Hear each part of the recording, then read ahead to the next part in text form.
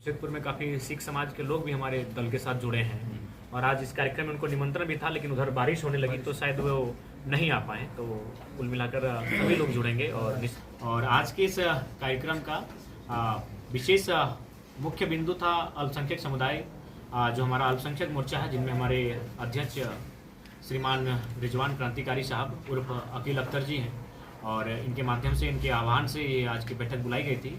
और हम लोगों ने लोकसभा के चुनाव में जो हम लोग का प्रदर्शन रहा उसका आकलन किया गया कि उसमें अल्पसंख्यक समाज की भागीदारी कैसी रही और उसे और कितना बेहतर किया जा सकता है, और अगर कमियां रही तो किन बिंदुओं पर रही, किन कारणों से रही, अगर मजबूती जिन क्षेत्रों में रही तो उन्हें और बेहतर मजबूत कैसे किया जा सकता है। तो कुल मिलाकर आने वाले जो विधानसभा के चुनाव, जिनमें राज्य के तमाम लोग एक उम्मीद भरी निगाहों से झारखंडी भाषा खतियान संघर्ष समिति, जो हमारा समिति हुआ करती थी लेकिन अब हम लोग झारखंडी लोकतांत्रिक क्रांतिकारी मोर्चा के रूप में जाने जाएंगे, उस टीम की ओर बड़ी उम्मीद भरी निगाहों से देख रहे हैं और हम लोग उनकी आशा को निराशा में तब्दील बिल्कुल नहीं होने देंगे। इसलिए गंभीरतापूर्वक हम लोग लगातार चिंतन मंथन और शिविरों में शिरकत कर रहे हैं और आने वाले 2024 के जो विधानसभा के चुनाव होंगे उनको फतह कैसे करनी है उस पर लगातार चर्चाएं हो रही। तो आज कुल मिलाकर अल्पसंख्यक प्रकोष्ठ के बीच हमारी बैठक थी, जिनमें तमाम अल्पसंख्यक समुदाय से आने वाले प्रबुद्ध लोग आए हैं, विभिन्न हिस्सों से आए हैं, रांची, हजारीबाग, कोडरमा, चतरा, गिरिडीह, बोकारो, जामताड़ा, तमाम हिस्सों से चलकर आए हैं और कुल मिलाकर विधानसभा की तैयारी को पुख्ता कैसे किया जाए उन विषयों पर चर्चा की गई। अल्पसंख्यक में एक खास जाति मुस्लिम, जहां हम इनकी संख्या ज़्यादा देख रहे हैं, इनकी भागीदारी कितना % आप देख रहे हैं? इनकी आबादी तो 15 से 20% है। एक संतोषजनक भागीदारी रहेगी। क्या लगता है कि इस बार आपके साथ जुड़ पाएंगे? जनसंख्या के आधार पर जोड़ा जाएगा, पार्टी में टिकट दिया जाएगा, फिर या अल्पसंख्यक? देखिए, आधार सबसे पहला बात है कि आप उस क्षेत्र में जो हमारे युवा अगुवाई कर रहे हैं, पहला चुनाव हम लोग लड़ रहे हैं, तो पहला बात अगुवाई के आधार पर होगा। उसके बाद ऐसा नहीं कि अगुवाई वही लोग करेंगे भाई जिनका मैंने पेट है, ऐसी कोई बात नहीं है। कहीं भी कोई किंतु परंतु और ऐसी विषय नहीं होगा जो मैंने रूट से हटकर होगा। सारी चीजों को सामंजस्य बैठाते हुए होगा, कहीं सिकवा गिला का स्थान नहीं होगा। नहीं, अक्सर कहा जाता है कि जैसे जनसंख्या की अलग मैटर होता है और अल्पसंख्यक का अलग मैटर होता है। जनसंख्या ठीक है, एक बात है कि प्रतिनिधित्व का अवसर सबको मिलना चाहिए, तो प्रतिनिधित्व का अवसर सबको मिलेगा, ऐसा नहीं है, सबको मिलेगा और हम लोग सबको प्रोत्साहन भी करेंगे प्रतिनिधित्व के लिए। लेकिन फिलहाल जो माहौल तैयार हुआ है, जिसमें जो 2 वर्षों से जो घटनाक्रम घटा है, जिसमें युवा सामने आकर नेतृत्व किए हैं, नो डाउट वे इस राज्य का नेतृत्व करने के लिए उनको तैयार किए हैं। अच्छा जयराम जी, संथाल को आप कैसे भेजिएगा? 28 सिख संथाल में, और बताया जा रहा है कि संथाल बिना भेजे सत्ता में कोई भी पार्टी नहीं आ सकती, तो आपके क्या है? नहीं, देखिए, संथाल है उसको आप अनुसूचित जनजाति कहिए, चूंकि संथाल अगर आप कहते हैं तो किसी एक समाज को ले लेते हैं। अनुसूचित जनजाति मतलब उसमें आप जो 32 पहले थे, अभी 4-5 यानी 35-36 समुदाय जो इंक्लूड हो चुके हैं। तो अगर आप अनुसूचित जनजाति की बात करें तो ऐसा बात नहीं, उस समाज में भी हम लोग का अच्छा रिस्पॉन्स मिलने लगा है, उस समाज के बीच भी हम लोगों को आदर मिलने लगा है। क्योंकि देखिए, अगर आप राज्य की बात करें और राज्य के अगर आदिवासियों की बात करें तो उनके मुद्दे हमेशा रहे हैं जल, जमीन, जंगल। और अगर आज के दौर में अगर कोई नेता या फिर कोई राजनीतिक दल ऐसा हो, कोई संगठन ऐसा हो जो जल, जमीन, जंगल पर मुखर होकर बात करता है, तो नो डाउट हम लोग बात करते हैं। आज पारसनाथ का मुद्दा सामने आया था, सब मौन हो गए थे, कोई सामने आकर बात किया था तो हम लोग बात किए थे। तो कुल मिलाकर उस समाज के जो प्रबुद्ध लोग हैं, कहीं ना कहीं वो हम लोग की विचारधारा से सहमत हैं और लगातार उनका आकर्षण, उनका झुकाव हम लोग की ओर बढ़ रहा है। तो कोई युवा ऐसे नेता जो आदिवासी में प्रकट हो, जयराम महतो के साथ? जी हैं, कुल्हान में बहुत सारे हैं, आपके रांची साइड में बहुत सारे हैं और आपके संथाल परगना में भी हैं। तो निसंदेह जैसे समय बढ़ेगा वो सामने आएंगे। चुनाव सिर पर है जयराम जी, लेकिन जिला कमेटी की अभी अल्पसंख्यक विभाग में आपकी तैयारी नहीं हुई है, गठन नहीं हुई है, तो कैसे फतेह कीजिएगा आप?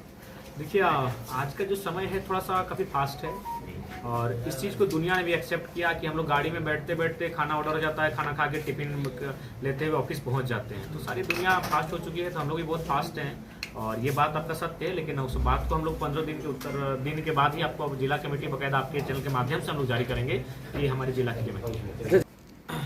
देखिए, उस पर काफ़ी नाम आए हैं, चूँकि हम लोग आवेदन के माध्यम से नाम ले रहे हैं, उनका आवेदन को पहले स्वीकार कर रहे हैं, उनके अनुभव को जान रहे हैं, राजनीतिक समझ को परख रहे हैं और फाइनली हम लोग उस पर डिसीजन ले रहे हैं। लेकिन अभी तक जब बड़ी बड़ी पार्टियों के माध्यम से डिसीजन नहीं हो पाया है, तो हम लोग अगर एक नन्ही सी पार्टी अगर डिसीजन लेने के लिए आएंगे तो लगता है कि हमें शायद उनके सामने ये हमारा बुद्धिमत्ता का परिचय नहीं होगा। इसलिए हम लोग थोड़ा सा चाहेंगे कि कोई अपने तर्कस के तीर दिखाए, फिर हम लोग अपने आगे बढ़ेंगे। जयराम जी, जब पार्टी के द्वारा जो जारी किया गया था नोटिफिकेशन की ये योग्यता होनी चाहिए, जी। क्या उसी योग्यता में आप लोगों का चयन करेंगे कि उसके बाहर?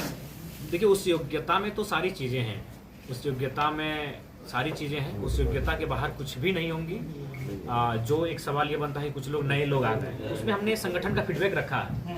मान के चलिए ये बोकारो विधानसभा है, मान के लिए बोकारो विधानसभा में मान के चलिए शर्मा जी हमारे संगठन में आके चुनाव लड़ना चाहते हैं। अगर शर्मा जी को हमारे बोकारो में जो साथी हैं वे अगर एक्सेप्ट कर लेंगे तो हमें आपत्ति नहीं होगी, इसीलिए हमने संगठन को रखा है। तो कुल मिलाकर जो वहाँ क्राइटेरियाएं हैं उनके आधार पे हम लोग चुनाव लड़ेंगे और इसका एक राज्य में अच्छा मैसेज गया है।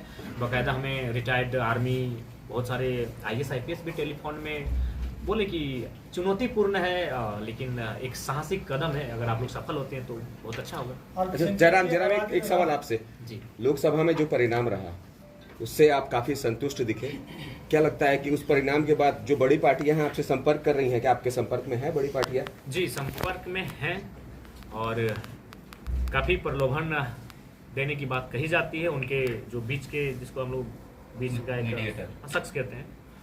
लेकिन हम लोग का स्टैंड साफ है, जो लोकसभा में भी साफ था, आज भी साफ है और कल भी साफ रहेगा कि हम लोग झारखंड की तस्वीर और तकदीर को साफ करने आए हैं, बेहतर करने आए हैं, सुंदर करने आए हैं। अतः हम लोग सिद्धांतों से समझौता नहीं करेंगे।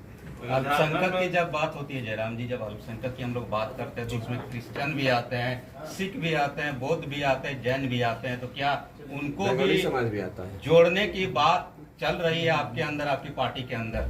जी बिल्कुल। मैं आपको बताना चाहूँगा, जमशेदपुर में काफ़ी सिख समाज के लोग भी हमारे दल के साथ जुड़े हैं और आज इस कार्यक्रम में उनको निमंत्रण भी था, लेकिन उधर बारिश होने लगी तो शायद वो नहीं आ पाए। तो कुल मिलाकर सभी लोग जुड़ेंगे और निस्संदेह हमारे राजनीतिक नए दल को मजबूती प्रदान करेंगे।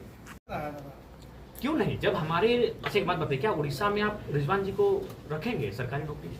क्या आपको पश्चिम बंगाल में टीचर बनाया जाएगा? बात फिर हम पे थोपा क्यों जाता है? नहीं, ये वही लोग डिसाइड करें जो लोग। डेडलाइन आप किसी ने बाहरी भीतर का नहीं, ये बाहरी भीतर की डेडलाइन नहीं है, ये संवैधानिक अधिकार की बात है। जब उन राज्यों को सेपरेट किया जाता है, जब महाराष्ट्र और गुजरात को बॉम्बे का विभाजन करके महाराष्ट्र और गुजरात को सेपरेट किया जा सकता है, तो जब हम लोग झारखंड और बिहार का विभाजन हो चुका है, बंगाल से हमारा विभाजन हो चुका है, तो हम लोग सेपरेशन मांग कर रहे हैं। बाकी कोई आए, व्यापार करे, कमाए, खाए, रहे, वहाँ किसी की आपत्ति नहीं है। लेकिन अब बताइए, इस राज्य में अगर हम लोग यहाँ भी चपरासी नहीं बनेंगे, यहाँ भी टीचर नहीं बनेंगे, यहाँ भी दरोगा हवलदार नहीं बनेंगे, तो क्या करेंगे? कैसी विधानसभा झारखंड की? क्या सभी विधानसभा पे जयराम की पार्टी चुनाव लड़ेगी? हाँ बिल्कुल, हम लोग पूरा प्रयास रहेगा कि हम लोग 81 सीटों तक पहुँचें और फिलहाल तो हम लोग 60 सीटों तक पहुँच चुके हैं। जैसे जैसे हम लोग संगठन का विस्तार हो रहा है, लोग हम लोग के साथ जुड़ रहे हैं, हम लोग की हिम्मत दोगुनी हो रही है और फिलहाल हम लोग 60 सीटों के आसपास पहुँच चुके हैं। अभी कुछ महीनों का समय है, कुछ दिनों का समय है और जैसे जैसे वो दिन नज़दीक आएंगे हमें लगता है कि 81 सीटों तक हमारी पहुँच बन जाएगी। जयराम तो कौन सा विधानसभा होगा? देखिए, इस बार चूँकि मैंने लोकसभा का चुनाव अपने हिसाब से चयन किया था, मेरा लोकसभा गिरिडीह लोकसभा पड़ता है, लेकिन विधानसभा का चुनाव अब हम लोग जनता के नेता के रूप में जाने लगे हैं, तो जनता ही तय करे कि कौन सा विधानसभा हम लोग के लिए ठीक रहेगा, उसी विधानसभा में हम लोग शिरकत करते हुए दिखेंगे। जयराम जी, जी, रिजवान क्रांतिकारी किस विधानसभा से चुनाव लड़ेंगे? देखिए, रिजवान क्रांतिकारी निस्संदेह चुनाव लड़ेंगे, इस बात में कोई दो राय नहीं है। और किस विधानसभा से चुनाव लड़ेंगे ये बहुत जल्द इसका खुलासा भी हो जाएगा। क्योंकि देखिए, रिजवान क्रांति एक बहुत बड़े नाम है, अगर तुरंत हम लोग अगर अपने तुरुप के इक्के को सबके सामने ला के रख दें तो हमें लगता है कि हम लोग शायद भूल करेंगे। इसीलिए हुकुम का इक्का है, इन्हें बहुत विपदा में और जब हमारा संगठन विपदा हो उस समय सबके सामने रूबरू करवाएंगे। अच्छा जयराम जी, विस्थापन का समस्या है, गंभीर समस्या है झारखंड में, CCL, BCCL, HCC। दुर्भाग्य, क्योंकि हमने कुछ दिन पहले जो विभाग के मंत्री उनका भी बयान था कि इसको लेकर नीति है ही नहीं, उसको लेकर उनका जवाब ही नहीं था जब उनसे जवाब की मांग की गई। तो इसके लिए सबसे पहले एक बेहतर नीति बने, एक विस्थापन नीति बहुत मजबूत तरीके से बने, पुनर्वास आयोग का गठन हो और उसके बाद ही किसी क्षेत्र में किसी प्रकार से जमीन अधिग्रहण का काम हो। अगर ऐसी चीज़ों को हम लोग नहीं नीति नियमों में शामिल करते हैं तो मुझे लगता है आज ये समस्या बोकारो की है, कल पूरे राज्य की ये समस्या होगी और पूरे राज्य के लोग अपने आप को बेघर पाएंगे। जयराम महतो को समर्थन करना होगा तो जाएंगे किसी पार्टी के साथ? देखिए, हमने शुरू से कहा कि हम लोग सरकार बनाने में क्यों जाएंगे, जब हम लोग लगातार लोगों से ये आह्वान कर रहे हैं कि आप हमें इतनी सीटें दें जिससे हम लोग सरकार बनाएं और नीतियों को लागू करें, अपनी जब कलम चलाएं तो कोई रोक टोक ना हो, एक बेहतरीन तरीके से हम लोग इस राज्य को चला सके, तो सवाल ही नहीं बनता है। दादा, दूसरे प्रदेश से जो लोग यहाँ रचे बसे हैं उनके बीच में चर्चा होती है, आपके नाम से उन लोगों को डर लगता है। नहीं, ये गलत बात है। हमने स्पष्ट कहा है, 1000 बार कहा है, 1,00,000 बार भी कहेंगे कि चाहे बिहार, बंगाल, उड़ीसा, झारखंड, ये चारों भाई हैं। लेकिन इस चीज़ को भी आपको स्वीकार करना होगा कि चारों भाई में ये दुनिया की रीत है कि एक बंटवारा होता है। तो मान के चलिए चारों का बंटवारा हो चुका है। अब जो हमारे बड़े भाई हैं, अगर वो आते हैं झारखंड, बिहार, बंगाल, उड़ीसा के लोग, स्वीकार है, उनका पाँव धोकर स्वीकार, मैंने हम लोग स्वागत करेंगे, बड़े भाई हैं, लेकिन मेहमान नवाजी के तौर, दखल अंदाजी के तौर पर।